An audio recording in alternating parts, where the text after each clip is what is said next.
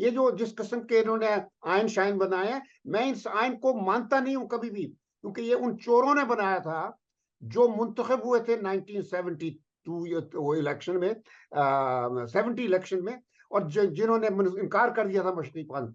तो मकसद ये है कि सूबों का रिस्ट्रक्चरिंग करनी होगी, और दूसरा सबसे जरूरी चीज ये है, rule of law based governance करना कितने होगा। सूबे होने चाहिए बस पाकिस्तान, तकरीबन कितने सूबे होने चाहिए? मैं बताऊं, मेरे पास पूरी मैंने स्टडी करके रखी हुई है। मैं हैरत तो ये है कि ये नहीं कौम उस तरफ जाती।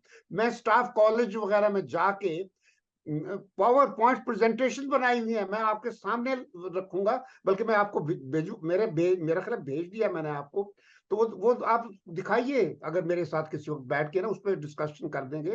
तो मैंने सूबों के नाम तक लिखे हुए। अब ये चीजें जो है ना, ऐसे जरा मैं कुछ तमाशा तो नहीं लगा के बैठा मदारी की तरह कि मैं, और ये मुल्क के मसाइल इतने वो नहीं है कि एक मिनट में बात कर दूंगा तो मसला हल हो जाएगा। जब तक हम इस कौम में कौमियत नहीं पैदा होने देंगे, उस वक्त तक कुछ नहीं होगा। और इन जो सियासतदान हैं, इनके होते हुए नहीं होगा ये, बस ये मैं कह देता हूं। ये लोग हर वक्त फौज को लताड़ते हैं। मैं बताऊं, मेरी बात सुन लीजिए आज। ये फौज फौज फौज हमेशा से बहुत बड़ी एक रेजिस्टेंस रही है इन सियासत मुक्कार और अय्यार और करप्ट सियासतदानों से बचाने के लिए। इन्होंने आकर उन सियासतदानों से 58 में बचाया। मैं हमेशा खिलाफ हूं इन बातों के, मिलिट्री इंटरवेंशन के। मैं तो जमहूरियत का हमेशा रसिया रहा हूं। लेकिन बात यह है कि जब 50 हमने 9 साल तक मुल्क का कानून आइन ना बनाया, मुल्क का कुछ सिस्टम नहीं डिफाइन किया, और इंडिया ने 1950 में अपनी हर चीज सेटल कर ली थी, आयन बना दिया था, अपनी सिस्टेमिक रिफॉर्म्स कर ली थी, एडमिनिस्ट्रेटिव रिफॉर्म्स, लैंड रिफॉर्म्स, फौज का रोल मुकर्रर कर दिया। हमने तो कभी फौज का रोल तक मुकर्रर नहीं किया, बल्कि फौज को हमेशा सियासतदानों ने पार्टनर बना के अपनी हमेशा कोशिश की, मगर फौज विरासत को बचाने की खातर इन सियासतदानों के सामने एक रुकावट बनी रही बड़े अरसे तक।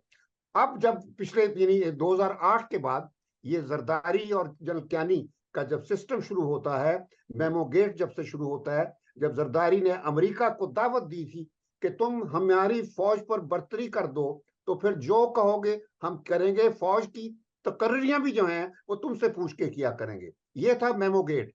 लेकिन हमारी कौम इतनी बेशर्म कौम है कि ऐसे वाकयात होने के बावजूद भी हम इन सियासतदानों के लिए, अगर हमें उनके लिए अफसोस हो तो छातियां पीटते हैं या फिर फूल उन पे चढ़ाते हैं। तो ये बातें जब तक हम नहीं करेंगे तो कोई चीज ठीक नहीं होगी। सिस्टम सिस्टम सिस्टम, यानी जब तक मुल्क का सिस्टम ठीक नहीं होगा, उस वक्त नथिंग विल चेंज। इसी तरह चलता रहेगा। और अब तो हम वी आर, जिसको कहते हैं ना कि पटड़ी पर वापस आ जाना, हम उस पटड़ी पर आ गए हैं जिस पटड़ी पे गुज़श्ता 75 सालों से इस मुल्क का बेड़ा गर्क किया जाता रहा है। और वही वही खानदान है, अब तो वो बाकायदा डायनेस्टीज के तौर पर आ गई हैं। तो ये इस यहाँ कोई आपको करेक्शन होती नजर नहीं आ रही। अफसोस की बात है।